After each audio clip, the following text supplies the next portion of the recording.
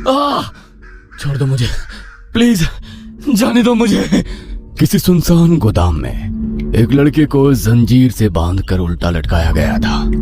उसका सिर फटा हुआ था। सिर से टपकता खून धीरे धीरे एक बाल्टी में गिर रहा था। क्यों टॉर्चर कर रहे हो मुझे? कौन हो तुम? मैंने तुम्हारा क्या बिगाड़ा है? अभी किसी के कदमों की आहट सुनाई दी। वो लड़का एकदम ठिठक गया। उसके दिल की धड़कनें तेज हो गई, क्योंकि उसे पता नहीं था कि ये उसकी मौत की आहट है या आजादी की। तुम जो भी हो, मुझे जाने दो। लेकिन वो जो भी था वो उसके पास आया। उसने वो बाल्टी उठाई और उसका सारा खून उसके मुंह पर दे मारा। बस करो, मुझे जाने दो। तभी लड़के के पेट पर एक जोरदार वार हुआ और उसकी आंतें झटके से बाहर लटक गई और खून फिर से बाल्टी में जमा होने लगा, लेकिन इस बार कहीं ज्यादा तेजी से। लेकिन जितनी तेजी खून की थी उससे कहीं ज्यादा तेज थी उस लड़की की चीखें। इससे अच्छा मार डालो मुझे, मार डालो।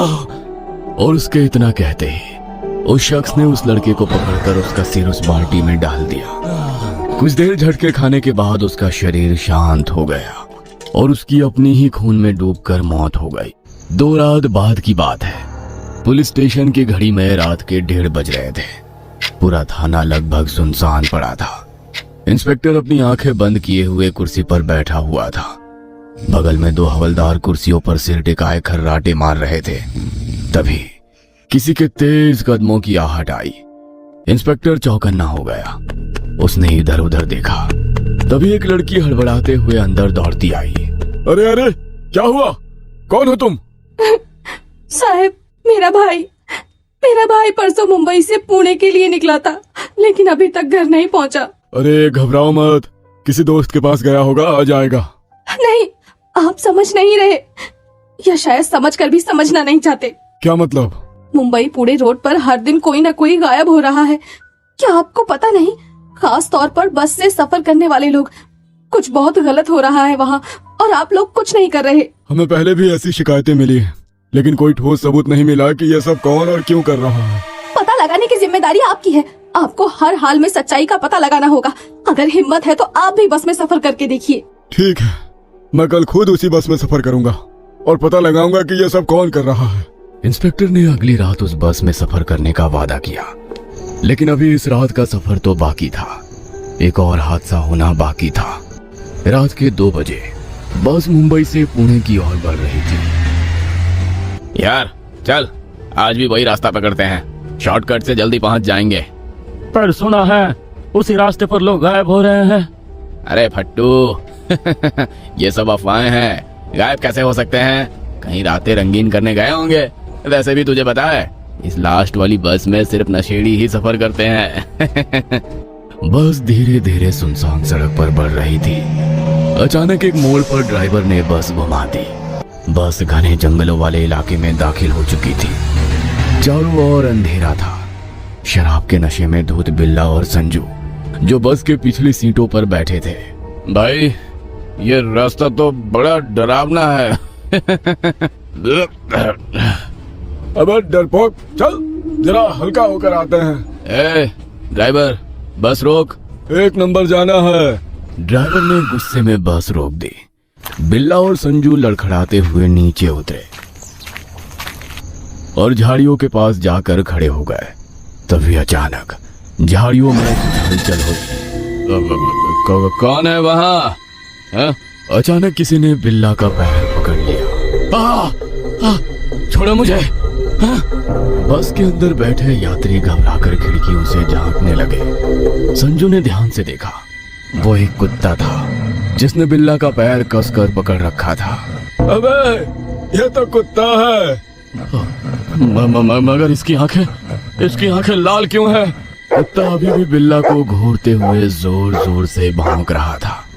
संजू ने किसी तरह उसे धक्का देकर भगाया और बिल्ला को बस में वापस खींचा, लेकिन बिल्ला का चेहरा सफेद पड़ चुका था। उसका पूरा शरीर कांप रहा था। बस दोबारा चलना शुरू हुई।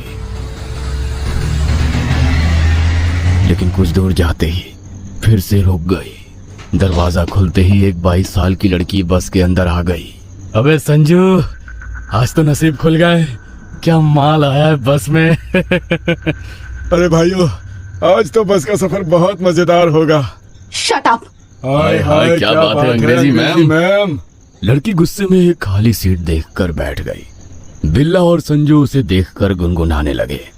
बस चलने ही वाली थी कि तभी एक और लड़की भागती हुई बस में चढ़ी। उसके हाथ में पेट्रोल की बोतल थी। भैया जल्दी चलो, मुझे बस थोड़ी दूर ही जाना है। दरअसल पास ही में मेरी स्कूटी का पेट्रोल खत्म हो गया था।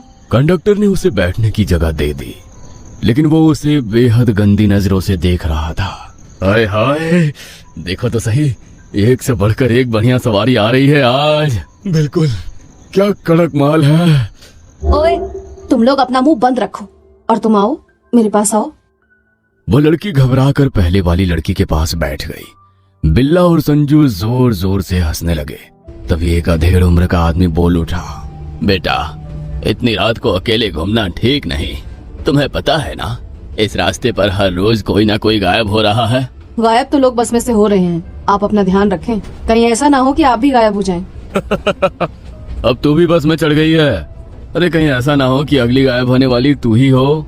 दोनों लड़कियां थोड़ा घबरा गईं। मुझे इस कंडक्टर पर शक है। मुझे लगता है यही लोगों को गायब करवा रहा है। शायद अंगों की तस्करी करता है। कंडक्टर ये सुनते ही आग बबूला हो गया। वो रमन के साथ उलझ पड़ा। दोनों में जमकर हाथापाई होने लगी। ड्राइवर ने गुस्से में एक झटके में बस रोक दी। अरे यार, बस में तमाशा मत करो। वैसे ही रोज नई आफत तैयार रहती है, और तुम लोग। सॉरी।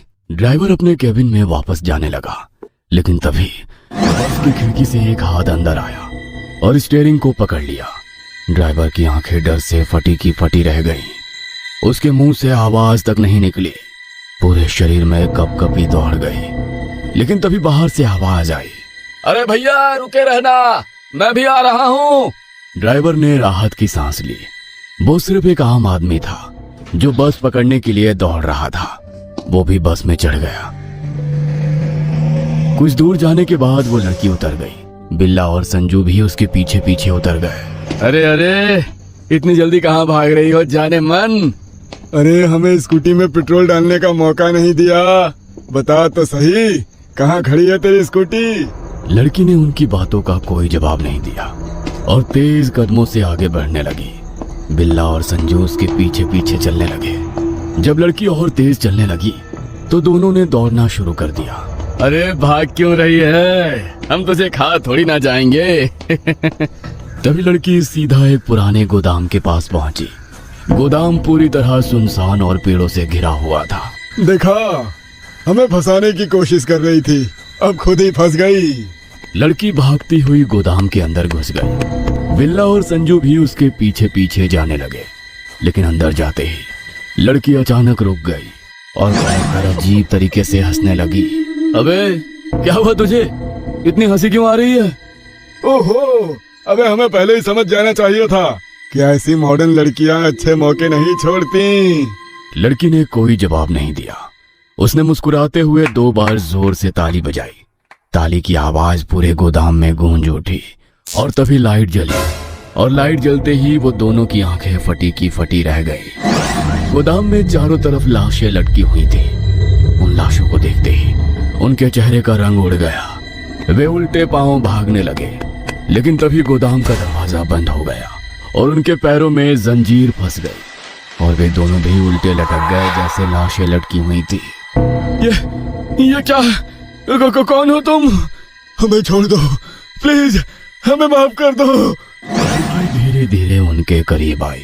मैं वो हूँ जो उन सभी की चीखें सुन चुकी हूँ जो तुम जैसे जानवरों की शिकार बनी थी।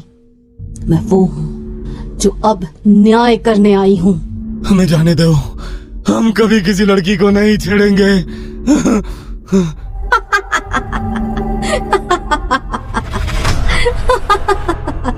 उसकी हंसी पूरे गोदाम में गूंज उठी। अब पछता रहे हो, जब किसी लड़की को बेइज्जत कर रहे थे तब क्यों नहीं सोचा, तब तो बड़ा मजा आ रहा था। उसने दोनों की तरफ हाथ बढ़ाया। तभी गहरा काला धुआं दोनों के आसपास फैल गया बिल्ला और संजू जोर जोर से चीखने लगे। धीरे धीरे दोनों के शरीर जलने लगे। बचाओ बचाओ बचाओ। देखते ही देखते दोनों राख बन गए। अगली रात के 2 बज रहे थे। वही बस अपने आखिरी सफर पर थी। इस बार बस में काफी भीड़ थी। इसी बीच वही लड़की पेट्रोल की बोतल लिए बस में चढ़ी। कंडक्टर उसे घूर कर देखने लगा। इससे पहले वो कुछ बोल पाता, लड़की ने उसकी तरफ कुछ इस तरह से देखा कि अचानक कंडक्टर की आंखें बदल गई और वो चुपचाप अपनी सीट पर बैठ गया। ये शायद वही पेट्रोल वाली लड़की है जिसके बारे में शिकायत मिली थी।